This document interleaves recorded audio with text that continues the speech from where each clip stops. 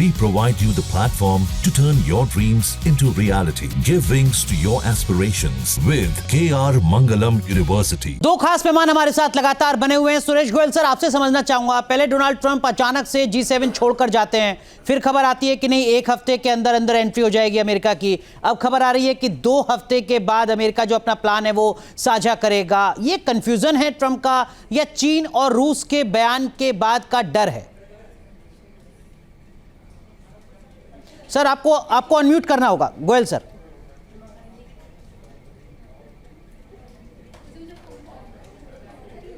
हाँ जी सर। जी सर। जी सर। हाँ, मैं ये कह रहा था कि देखिए, ये चीन और रूस की बात नहीं है कि चीन और रूस के बयान के बाद ट्रंप ने अपना बयान बदला या उनका दिमाग बदला। ट्रंप साहब का दिमाग तो वैसे ही बदलता रहता है, उसके लिए रूस और चीन की जरूरत नहीं है। उन्होंने साफ साफ कहा कि अभी तक उनको उम्मीद है कि ईरान से बातचीत होगी, और ईरान ने भी पहले हिंट दिया है कि वो यूएसए से बातचीत करना चाहते हैं।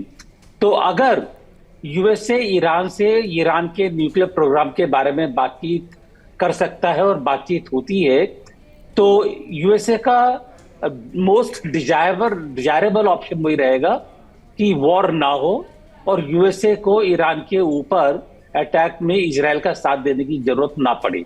तो अगर ये होता है तो सही है, लेकिन अगर बातचीत नहीं हो पाती है 2 हफ्ते के अंदर भी, फिर ट्रंप को डिसीजन लेना पड़ेगा कि वो वॉर में शामिल हो या नहीं हो। उस टाइम पर उनको सोचना पड़ेगा कि उनके वॉर में शामिल होने के बाद में ये कितना एस्केलेशन होगा, चीन आएगा या नहीं आएगा। माफ कीजिए, आपको रोक रहा हूं सर। गोयल सर, माफ कीजिए, आपको रोक रहा हूं। ईरान की संसद में यूएस के झंडे जलाए जा रहे हैं। ईरान की तरफ से बयान आ रहा है कि जो यूएस के बेसिस हैं हम उन पर हमला कर सकते हैं। क्या आपको लगता है वाकई बातचीत की गुंजाइश है? जैसा कि मैंने पहले कहा, आपने सुना होगा और मेरे ख्याल दर्शकों ने भी सुना होगा कि ईरान ने अभी एक दिन पहले ही कहा है कि वो यूएसए से बातचीत चाहते हैं। जी। तो मेरे ख्याल है इसमें कोई दो राय की बात नहीं है कि बातचीत चाहते हैं।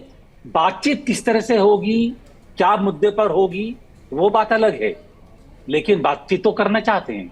ठीक है, तो इसके लिए आपको लगता है कि जो 2 हफ्ते की विंडो है ये ट्रंप साहब की तरफ से दी जा रही है। लेकिन जो दूसरे मेहमान हमारे साथ नहीं, सॉरी सर, आप ठीक से देखिए सर। ट्रंप ने 2 हफ्ते की विंडो मांगी है जी। इजराइल से कहा है कि 2 हफ्ते की विंडो है, कि इस 2 हफ्ते की विंडो में उनकी ईरान से बातचीत होती है या नहीं। ठीक है, ईरान ने विंडो नहीं मांगी है। ठीक है, बिल्कुल ठीक है। रंजन महाजन साहब, ये जो 15 दिन की विंडो है, 2 हफ्ते की विंडो है, क्या आपको लगता है कि इसमें तनाव कुछ कम हो पाएगा, बातचीत के लिए पटरी पर चीजें आ पाएंगी, या तनाव आपको बढ़ता नजर आता है? देखिए, ये जो 2 हफ्ते की विंडो दी गई है, ये कोई स्पेसिफाइड विंडो नहीं है। अगर आप देखेंगे अभी तक कितना 8 दिन में कितना डिवास्टेशन हो चुका है, और डाटा अगर देखा जाए तो ईरान के पास तकरीबन 3000 मिसाइल्स हैं, जिसमें से तकरीबन 400 या 500 मिसाइल फायर हुई हैं अभी तक। एग्जैक्ट डाटा तो कोई भी नहीं बता सकता। तो ये एस्केलेशन तो बढ़ रहा है जी। और जो अभी आपने सुना इजराइल के स्पोक्स पर्सन जनरल एफी डेवरिन को, कि इजराइल जो है वो अभी तक सिर्फ मिलिट्री टारगेट्स हिट कर रहा है, और बहुत क्लियर वार्निंग देने के बाद वो तेहरान पे आया है। जी। ये तो और बढ़ेगा।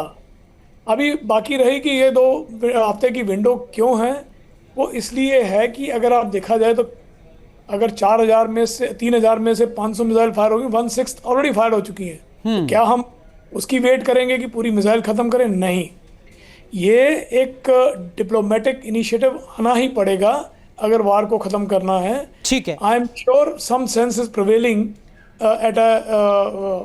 With the bigger powers, so things are getting slightly worked out. Diplomatic channel खुल रहे हैं। ईरान भी यूरोपियन यूनियन के थ्रू कहीं ना कहीं बातचीत में बढ़ रहा है आगे। जहाँ भक्ति है हर शब्द में, कथाओं में छुपे हैं दिव्य रहस्य, और ज्योतिष देता है जीवन को दिशा। धर्म से जुड़ी हर बातों को जानने के लिए हमारे चैनल स्तुति को सब्सक्राइब करें। चैनल पर जाने के लिए इस लिंक पर क्लिक करें।